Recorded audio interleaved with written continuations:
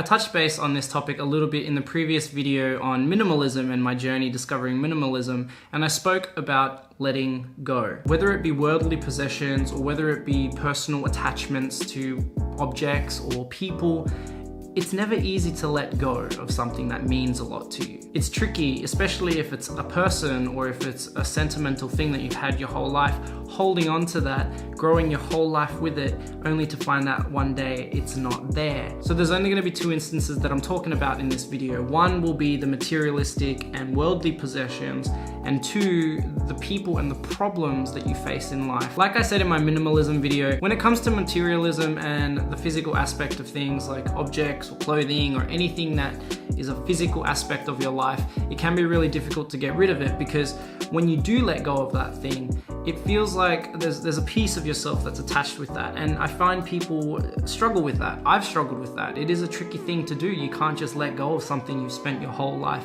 knowing and having and keeping around. The purpose of this video isn't to tell you to let go of those things. The purpose of this video is to tell you how I felt about letting go for the first time and letting go of things when I stepped into minimalism. Being 24 this year, I experienced so many different complications and problems in my life, and I felt like sometimes when, let's say, something as simple as going to work or hanging out with friends, I would come home and I would just see so many different things in my life.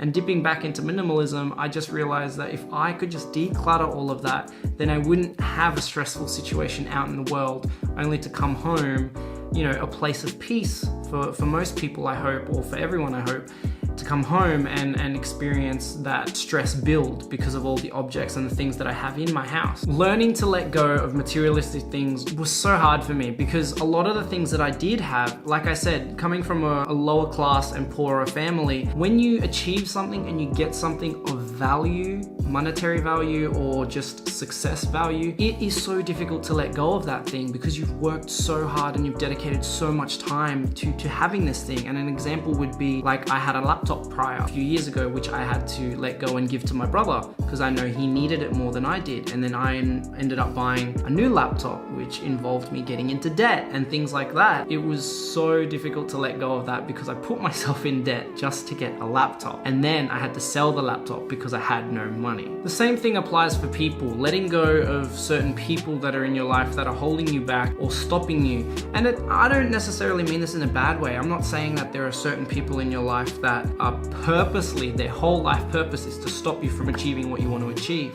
What I'm saying is that there are people in your life that you may love, that may love you, that you may take care of and have an experience and amazing life with, but because you guys are just on two different wavelengths, you know, whether it be friends or relationships, you end up unintentionally holding each other back from what you want to pursue and what you want to do. I think if you're unable to let go of those people, or you don't want to let go of those people, then learning to let go of the things that are stopping you. So for example, if they have an opinion on what you want to pursue, as long as it's with good intention, keep pursuing what you're doing. And if they do love you and they do care for you, they will stay. And that's what I've experienced recently. Like, I'm very fortunate that my girlfriend really understands what I'm trying to pursue. My friends and family really understand what I'm trying to pursue, and they've stuck by me. You do get to weed out the people that are genuinely there and the people who just don't give a shit. But learning to let go of anything and anyone that isn't pushing you towards the success that you deserve, or the life goals or the life ambitions that you have, can be difficult, but needs to be done. But don't be discouraged when you do have to let go of certain things and it hurts.